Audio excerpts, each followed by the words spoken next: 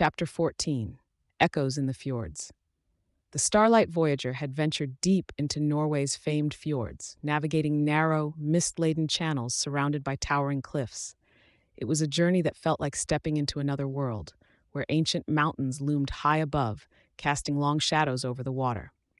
The crew and their guests had never experienced a place so quiet, as though the fjords themselves demanded reverence. Captain Dana Silver, Gray stood at the helm, guiding the yacht through the winding waterways with practiced ease.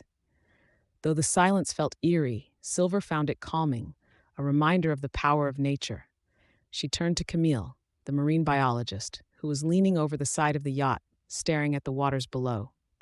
"Seeing anything unusual?" Silver asked with a slight grin. Camille shook her head. "Not yet, just marveling at how untouched everything feels here. It's like the fjords haven't changed in thousands of years." Their guests for this trip were an unusual bunch: an acoustics expert studying how sound traveled in the fjords, a geologist interested in the region's unique rock formations, and a Norwegian folklore scholar hoping to trace the origins of ancient legends. Each had a different reason for being here, but as they sailed deeper, each felt the fjord's strange, timeless energy. The acoustics expert, a soft-spoken man named Dr. Ellison, had spent most of the trip testing echo patterns with his equipment, carefully measuring the way sounds bounced off the towering cliffs. He was often accompanied by the folklore scholar Astrid, who claimed that certain fjords were said to whisper to those who listened. As the yacht rounded a bend, a small, secluded inlet came into view. It was narrow, just wide enough for the Starlight Voyager to slip through, and Silver decided to anchor there for the night. "This spot looks safe enough," she announced to the crew. "We'll stay here till morning." Ray, the gruff engineer, scowled as he looked up at the cliffs. "Safe? These rocks look like they're just waiting to fall on us." Camille chuckled, though even she felt a strange tension in the air. "Come on, Ray. You can't let every shadow spook you." That night, as the crew and guests gathered on deck for a warm dinner of salmon stew prepared by Aiden, the conversation turned to the local legends. Astrid, the folklore scholar, had a story to share. "These fjords have been the subject of myths for centuries," she began, her voice low and steady. "The local Sami believe that spirits inhabit the fjords, ancient beings who protect the land and its secrets. Some say that if you listen closely, you can hear them whispering." Dr. Ellison listened with fascination.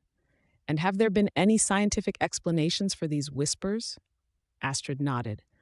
"Some believe it's just the echo of water or wind bouncing off the rock walls. But others say it's more than that it's the voices of the spirits themselves, echoing across the water." Ela, the young deckhand, shivered slightly as she looked out over the still water. "I don't know about spirits, but it feels like something's watching us out here."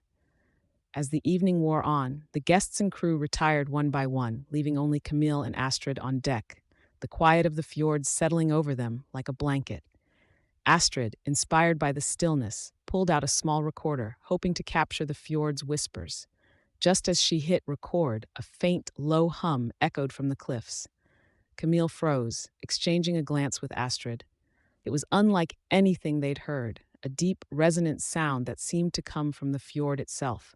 The hum grew louder, like the tolling of a distant bell, before fading into the silence. The two women sat in stunned silence for a moment before Astrid spoke. "Did you hear that?" Camille nodded slowly. "It sounded almost like a voice." By morning, the hum was the only thing anyone could talk about. Dr. Ellison was particularly intrigued, replaying the audio recording Astrid had captured.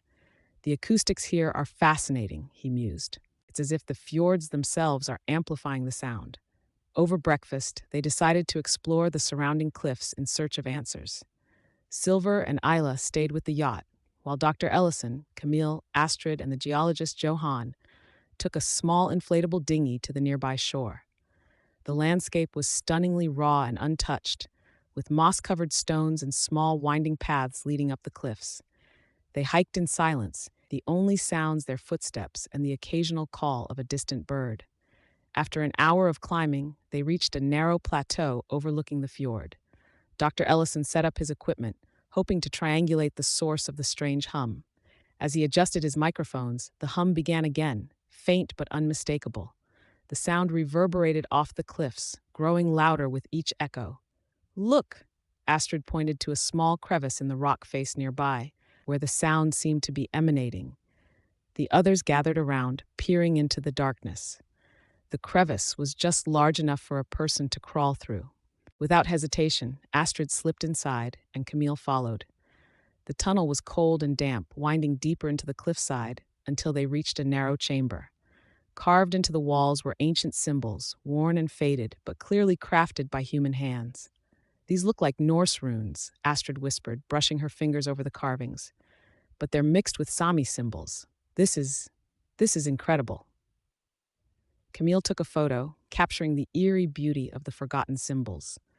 But as they examined the carvings, the hum grew louder, filling the chamber with an almost oppressive resonance. It was as if the very walls were vibrating with sound. Astrid's face lit up with excitement. This must be the source. The sound is amplifying through the fjord and creating these echoes. Just then, Johann, who had been examining a section of the floor, called out, "Over here, there's something carved into the ground." They gathered around as he brushed away dust and debris, revealing a circular design etched into the stone. It looked like a map of the fjord, with concentric circles leading to a central point. Could it be a guide? Camille wondered aloud. Something the ancient Norse or Sami used to navigate the fjords? Astrid's eyes sparkled with wonder. It might be a symbol of protection, a way to honor the spirits of the fjord. The hum swelled and they exchanged uneasy glances. It felt like the fjord was alive, watching them, waiting for something. "Let's get back to the yacht," Dr. Ellison suggested, his voice barely audible over the sound. They made their way out of the cave, feeling the weight of the fjord's secrets pressing down on them. As they reached the shore, they found Silver and Ela waiting, both looking concerned. "Is everything okay?" Silver asked, her eyes scanning their faces. Camille nodded. "We found something. Ancient. Carvings, symbols, and that hum, it's coming from deep within the cliffs." That evening, back on the yacht, they reviewed the recordings.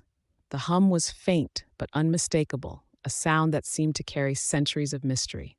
Dr. Ellison listened with rapt attention, his mind racing with theories, while Astrid marveled at the connection between the ancient symbols and the modern echoes. As the sun dipped below the cliffs, casting long shadows over the water, they sat in silence, each lost in thought. The fjords had whispered to them, shared a piece of their story, but they all knew it was only a glimpse. The next morning, the Starlight Voyager departed, leaving the mist-shrouded fjords behind. But the echoes stayed with them, a haunting reminder of the fjord's secrets and of the ancient voices that still lingered in the shadows of the cliffs beneath the stars and waves.